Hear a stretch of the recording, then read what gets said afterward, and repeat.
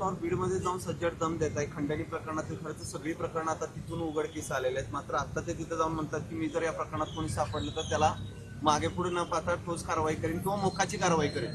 एक तर सगळे जे कागदपत्र आहेत ते अंजली दमानी यांनी DCM ला दिलेले आहेत. हे मी तुमच्या चॅनलवर पाहिलेलं आहे.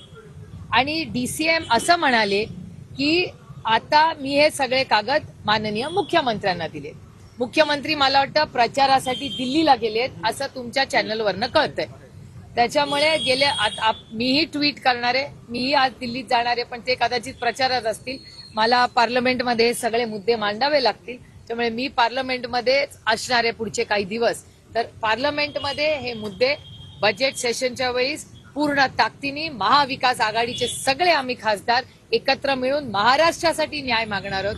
महाराष्ट्रात ही जी हप्तेबाजी, भ्रष्टाचार, एक्स्टॉर्शन हे सगळं चाललंय, हे कुठेतरी थांबलं पाहिजे. याच्यासाठी ताकदीने माणुसकीच्या नात्याने आम्ही लढणार आहोत.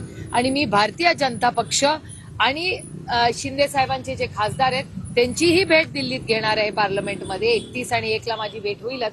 आणि त्यांना विनंती करणार आहे की जसं महाराष्ट्रामध्ये सगळे पक्ष मिळून या सगळ्या बीडच्या ही जी घटना आहे याच्यावर पूर्ण ताकदीने सगळे पक्ष सोमनाथ आणि संतोषच्या कुटुंबाबरोबर उभं राहिले, तसं माणुसकीच्या नात्याने आपले राजकीय मतभेद हे बाजूला ठेवून आपण सगळ्यांनी याच्यासाठी हाऊसमध्ये लढलं पाहिजे. आपण सगळ्यांनी अमित शहाजींची वेळ घेतली पाहिजे. अमित शहाजींना माहिती दिली पाहिजे की बघा तुमच्या राज्यात चाललंय तरी काय. त्याच्यामुळे कदाचित अमितभाई शहांना हे माहिती नसतील गोष्टी महाराष्ट्रात काय चालल्या आहेत. तर आमची नैतिक जबाबदारी आहे. मी स्वतः अमितभाई शहांची वेळ घेऊन, बजरंग अप्पा सोनवणे आणि सगळ्या खासदारांना घेऊन अमितभाई शहांची वेळ मागून त्यांना ह्या सगळ्याची मी स्वतः माहिती देणार. लाडकी बहीण योजना आणली जाते, महिलांना सक्षमीकरण. मी गेले 50 दिवस आमच्या सगळ्यांचीच मागणी, माझी, बजरंग अप्पांची, संदीप क्षीरसागरची, जितेंद्र आव्हाडांची, सुरेश धसांची, अंजली दमानियांची, आमच्या सगळ्यांची एकच मागणी आहे की एवढे अलिगेशन झाल्यावर नैतिकतेवर निर्णय माणसांनी घ्यावा, एवढीच आमची मागणी आहे. नैतिकता. मग राजीनामा का घेत नाही हा प्रश्न मला नका विचारू. 4 वाजता याल ना DPDCला, तेव्हा विचारा.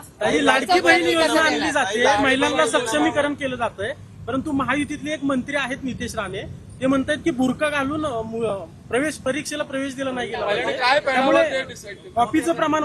मी काही स्टेटमेंट ऐकलेलं नाही. मी पत्र वाचलेलंही नाही आणि स्टेटमेंट वाचलेलंही नाही. मी स्टेटमेंट वाचून, पत्र वाचून तुम्हाला कॉमेंट